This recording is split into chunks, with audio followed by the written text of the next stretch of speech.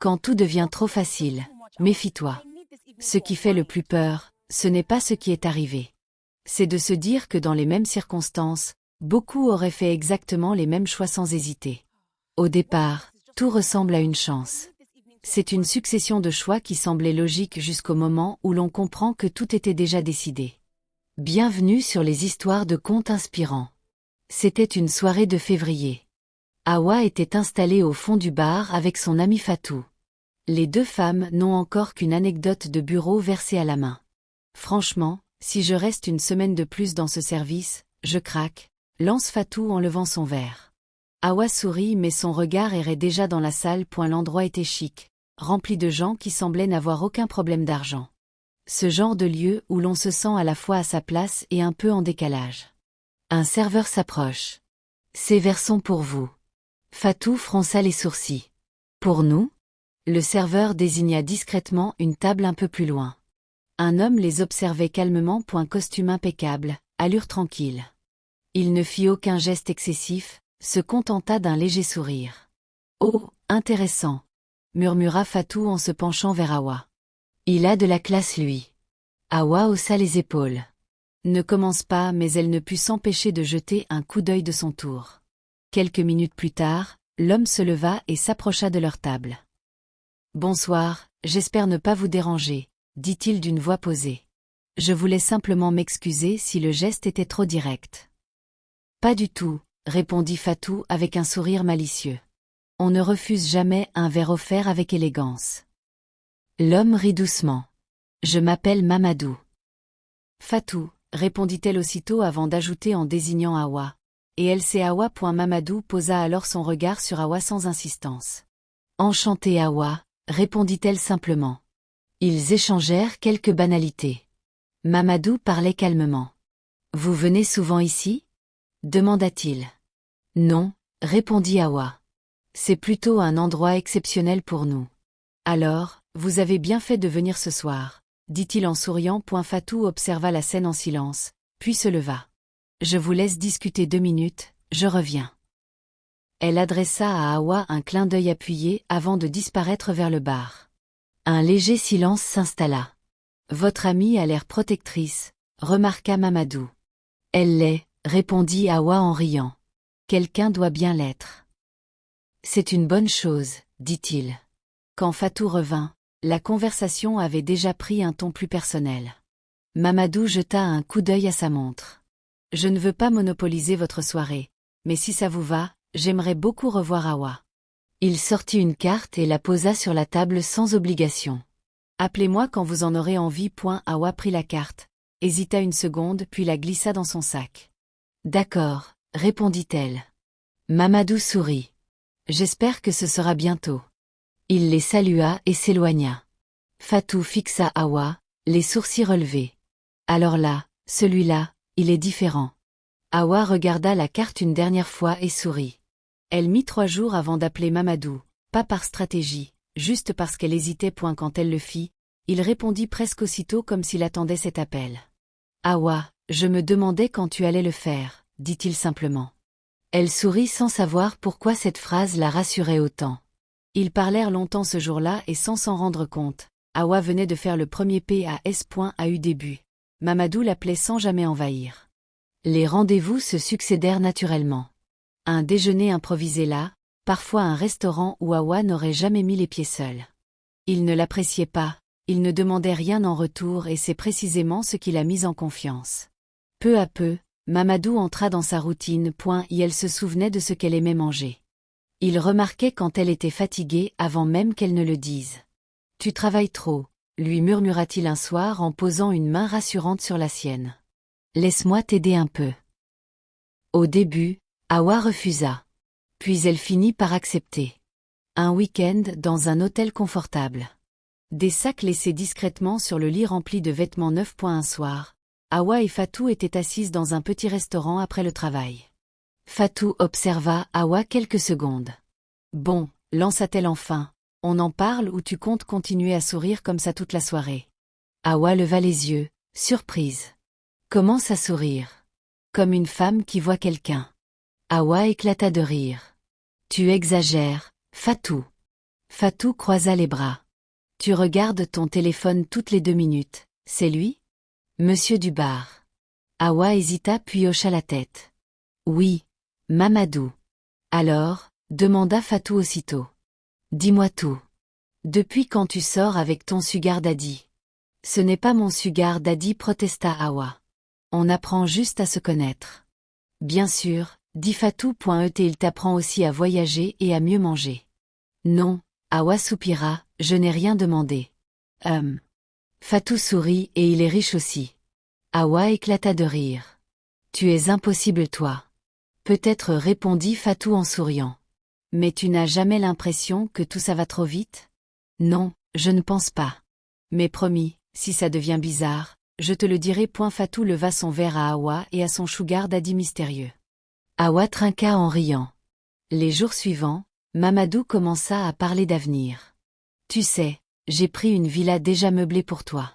Considère ça comme un pied à terre, dit-il simplement. Awa accepta. Elle n'eut rien à faire, rien à payer. Sans s'en rendre compte, elle n'avait plus besoin de demander. Mamadou était là un soir, allongé contre lui. Awa murmura. Tu sais, je me sens en sécurité avec toi. Mamadou caressa doucement ses cheveux. C'est parce que je prends soin de ce qui m'appartient. Awa sourit sans relever la phrase. Tu sais, dit-il calmement, certaines rencontres ne sont pas un hasard. Elles arrivent quand tout est aligné. Pour elle, c'était une preuve d'attachement. Pour lui, c'était autre chose. Un soir calme, ils étaient assis sur le balcon de l'appartement. Awa parlait de sa journée. Mamadou l'écoutait en silence, attentif. Quand elle eut terminé, il lui dit doucement. Awa, tu sais que tu n'as plus besoin de travailler. Elle leva les yeux, surprise. Comment ça? Il la regarda avec sérieux, sans sourire. Cette fois, je veux dire exactement ce que je dis. Tu n'as plus besoin de te lever tôt, de courir, de rendre des comptes. Mamadou, je ne comprends pas, dit Awa. Je pourvoirai à tout, répondit-il calmement. Tu ne manqueras de rien. Elle resta silencieuse. Ce n'est pas une question d'argent, ajouta-t-il. C'est une question de cohérence. De cohérence? Répéta-t-elle. Oui, je prends soin de toi, autant le faire complètement. Awa baissa les yeux, troublée. Ce soir-là, Mamadou venait simplement de redéfinir ce dont elle avait besoin. Awa n'avait pas prévu d'en parler à sa mère ce jour-là. Elle était passée simplement dire bonjour, déposer quelques courses, repartir. Elle venait à peine de poser son sac que son téléphone vibra. Elle jeta un coup d'œil à l'écran, sourit puis éteignit l'écran. Sa mère avait vu ce sourire. C'était lui? Demanda-t-elle simplement. Awa leva la tête. Qui ça? L'homme dont tu parles rarement. Awa esquissa un sourire gêné. Oui, il s'appelle Mamadou. Sa mère hocha lentement la tête. Et le travail, ça se passe bien? Demanda-t-elle. Awa hésita une fraction de seconde. J'y vais plus vraiment. Sa mère posa le sac de courses lentement. Explique-moi. Awa soupira et s'assit. Mamadou dit que je peux arrêter, qu'il pourvoira à tout point. Et sa mère releva brusquement la tête. Il a dit comment ça? Maman, ce n'est pas ce que tu crois. Il prend juste soin de moi. Prends soin comment? Demanda sa mère sans agressivité. Il m'aide. Il m'a même pris un appartement. Je n'ai plus besoin de me fatiguer pour rien. Sa mère se leva et fit quelques pas.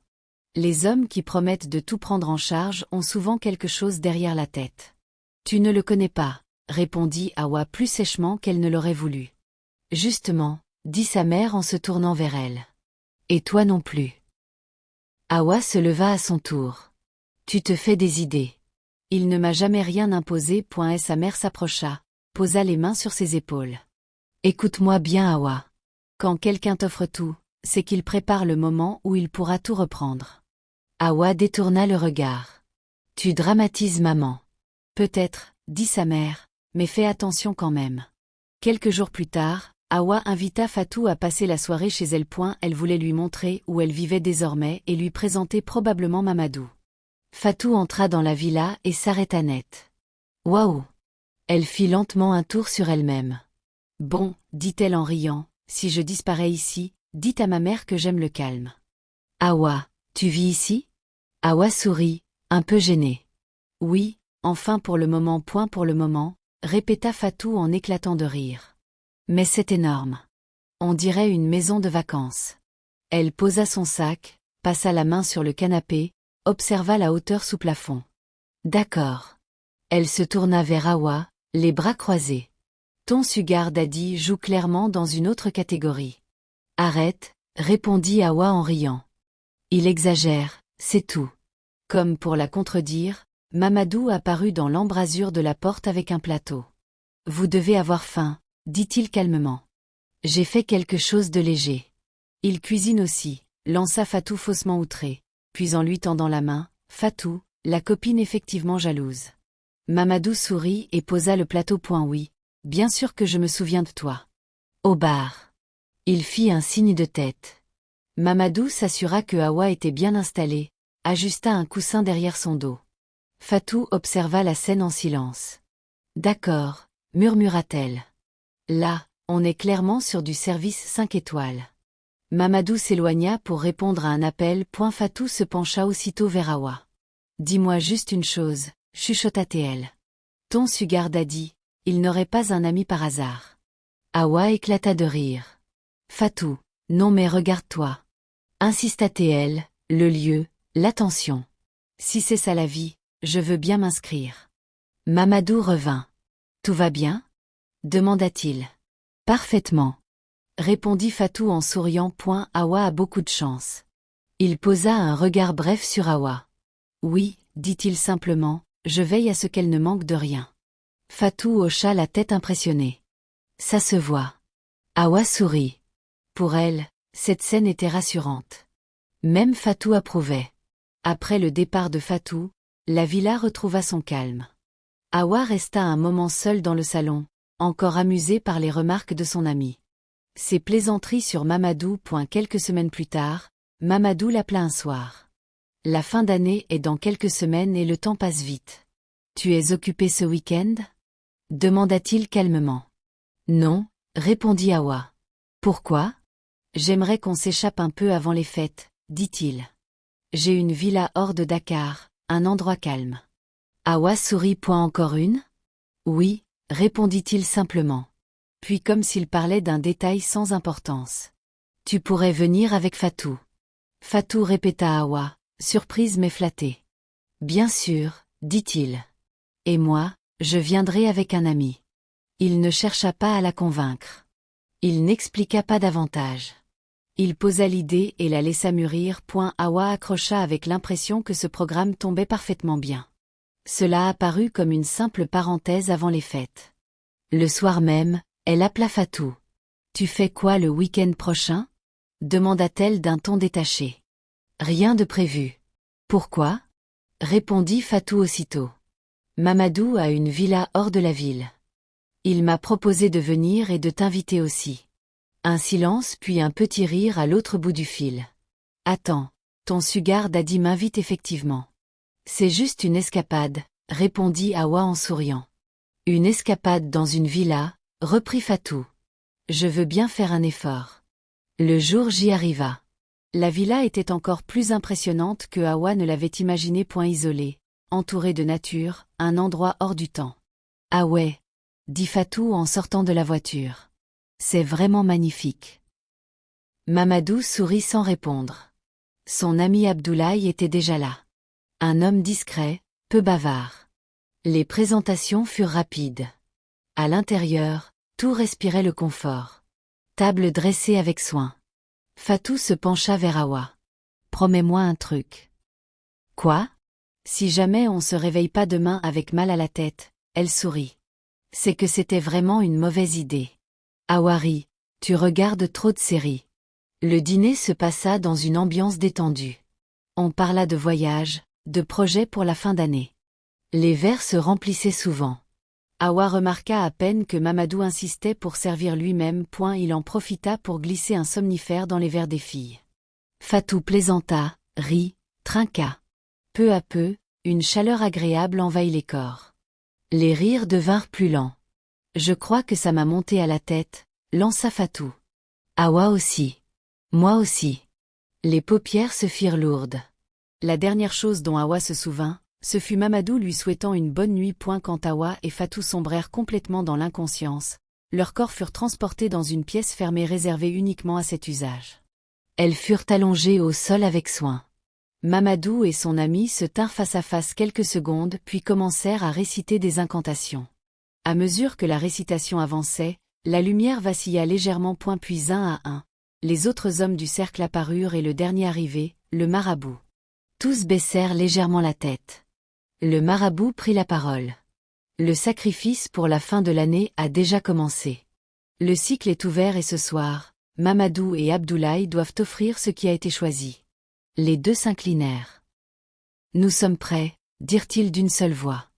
Le marabout acquiesça lentement. Alors que le rituel commençait, Mamadou ouvrit un récipient contenant une huile sombre et épaisse. À l'aide de ses doigts, il traça sur chaque corps des symboles invisibles pour un regard profane mais essentiel au rituel. Abdoulaye prononça lentement leur nom, Hawa. Fatou. Un objet rituel fut alors posé sur la poitrine de chacune pour lier. Les hommes récitèrent alors une dernière formule. Tous ensemble. Le marabout conclut. Ce qui commence ici s'achèvera ailleurs. Le temps fera son œuvre. À cet instant, les présences se dissipèrent. Le rituel était terminé. Avant l'aube, tout fut effacé. Les corps furent nettoyés, replacés dans leur chambre. Aucun symbole visible, aucune trace, rien qui puisse survivre au matin. Hawa se réveilla la première. Aucune douleur, aucun malaise, juste cette sensation familière d'avoir trop bu la veille. Dans la cuisine, Mamadou préparait le café comme si de rien n'était. Abdoulaye était déjà là, détendu, discutant calmement. Bien dormi ? Demanda Mamadou en lui tendant une tasse. Comme un bébé, répondit Hawa en souriant. Fatou les rejoignit quelques minutes plus tard, encore un peu vaseuse. J'ai l'impression d'avoir dormi 12 heures, lança-t-elle en s'asseyant. C'est quoi vos verres ici? Abdoulaye rit doucement. Un bon vin, c'est tout. Le reste du week-end se passa bien. Le dimanche soir, elles préparèrent leurs affaires sans précipitation. On remet ça quand tu veux, lança Fatou en fermant sa valise. Pour les deux filles, ce week-end avait été parfait. Un souvenir agréable. Les jours suivants furent étonnamment simples. Hawa vit Fatou à plusieurs reprises. Mamadou était toujours présent. Puis un matin, le téléphone de Hawa vibra. Un message de Fatou. Je ne me sens pas bien. Je suis clouée au lit. Hawa fronça les sourcils. Fatou n'était jamais malade. Elle l'appela aussitôt. Qu'est-ce qui se passe?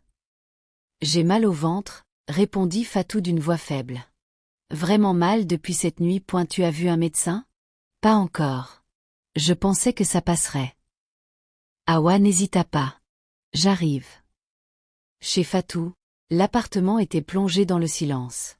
Fatou était allongée sur le canapé, pâle, recroquevillée. Désolée de te faire venir, dit-elle. Depuis quand tu as mal comme ça? Dit Hawa en posant son sac. Depuis hier soir, Fatou grimaça légèrement. C'est comme des crampes. Mais en continu. Hawa resta un moment à côté d'elle. Tu devrais aller à l'hôpital, dit-elle doucement. Si ça ne passe pas, promis. Les jours suivants, Hawa revint souvent. Finalement, Fatou fut hospitalisée. Les analyses ne donnaient rien de clair. Hawa resta avec elle jusqu'à tard puis rentra chez elle. Ce soir-là, Hawa était chez elle seule. Son téléphone sonna. C'était la sœur de Fatou. Allô Hawa? Dit la sœur de Fatou en pleurant. Qu'est-ce qu'il y a? La réponse mit quelques secondes à venir. Fatou est décédée ce soir. Le monde sembla s'arrêter. Comment ça? Décédée? Murmura Hawa. Elle allait mieux ce matin. Je suis vraiment désolée de te l'apprendre comme ça, ajouta la sœur. On a pensé que tu devais le savoir. L'appel se termina. Hawa resta longtemps immobile, le téléphone posé sur ses genoux. Fatou, morte, un simple mal de ventre et plus rien. Le lendemain matin, Hawa contacta Mamadou en pleurs. Sa voix tremblait. Fatou est décédée cette nuit. Un court silence à l'autre bout du fil. Je suis désolé, répondit-il calmement. Vraiment, c'est incompréhensible, murmura Hawa. Ils n'ont rien trouvé. Parfois, il n'y a pas d'explication immédiate, dit Mamadou. Il ne posa pas de questions. Il ne chercha pas de détails. Après l'enterrement de Fatou, Hawa ne sut plus quoi faire d'elle-même. À quelques jours des fêtes de fin d'année, elle prit une décision simple. Elle irait passer quelques jours chez sa mère. Les premières nuits chez sa mère, Hawa dormait mal. Elle se réveillait parfois au milieu de la nuit, sans savoir pourquoi, puis se rendormait. Sa mère mit ça sur le compte du deuil. Un soir, alors qu'elle regardait la télévision, Hawa posa soudain la main sur sa poitrine. « Ça va ?» demanda sa mère. « Oui », répondit Hawa après un court silence. « C'est bizarre, j'ai parfois l'impression que mon cœur rate un battement. Tu veux voir un médecin ?» Hawa secoua la tête. « Non, c'est rien. C'est sûrement le stress. Fatou me manque, c'est tout. » Puis un matin, tout s'arrêta. Hawa ne se réveilla pas. Le sommeil fut profond. Et sa mère frappa à la porte de sa chambre. « Hawa !» appela-t-elle doucement, aucune réponse. Elle entra. Hawa était allongée sur le lit. Pendant une fraction de seconde, sa mère pensa qu'elle dormait encore. Puis elle s'approcha et elle vit. Un filet de sang s'était échappé du coin des yeux de Hawa. « Hawa !» La voix brisée. Elle posa une main tremblante sur l'épaule de sa fille. Le corps était froid. Elle regarda longuement le visage de sa fille, les larmes roulant sur ses joues. Elle ne comprenait pas.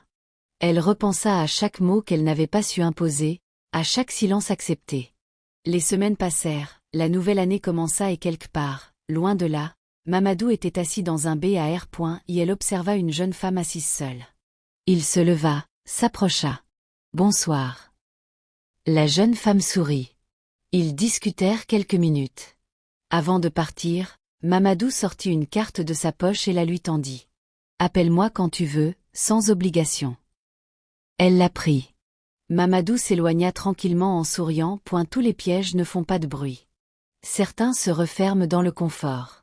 Il n'est pas nécessaire de comprendre le danger pour qu'il fasse son œuvre. Ce qui agit dans l'ombre se nourrit souvent de confiance, pas de peur. Nous sommes à la fin de l'année, un moment où l'on relâche souvent la vigilance. Soyons prudents et faisons attention à nous. Et pour cette nouvelle année qui commence, je vous souhaite le meilleur simplement. Merci d'avoir suivi cette histoire. Soyons honnêtes, avant d'entrer dans la nouvelle année, le bouton j'aime mérite quand même un peu d'attention. Alors, clique seulement et abonne-toi. On se retrouve mercredi prochain à 18h15 GMT pour une nouvelle histoire. Amen.